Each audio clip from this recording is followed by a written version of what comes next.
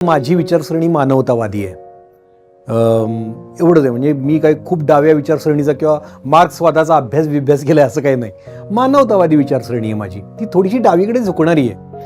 आणि शिवसेना हा जो पक्ष आहे, ज्या पक्षाने आत्ता खूप चांगला बदल स्वतःत केला आहे. शिवसेना हा मुळात पक्ष जो आहे ना, तो कोणाचा कुठल्या कट्टर धार्मिक किंवा असा नाही, असा गैरसमज आहे. त्यांनी त्या वेळच्या भूमिका घेतल्यात. मुळात शिवसेनेचा जन्मच मराठी माणसासाठी झालाय, याच्यावर जन्म झालाय. मग त्या परिस्थितीनुसार हिंदू हृदय सम्राट बाळासाहेब ठाकरेंनी त्या भूमिका घेतल्या आणि त्या निभावल्या.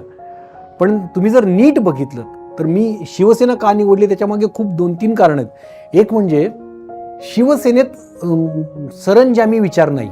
म्हणजे इतर पक्षात समजा तुम्ही नेते बघितले मोठमोठे, तर ती घराणी आहेत त्या नेत्यांची मोठमोठी.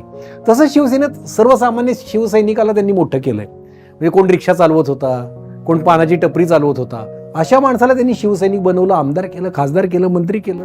आणि तर बघितलं तर शिवसेना ही त्या दृष्टीनं मला जवळची आहे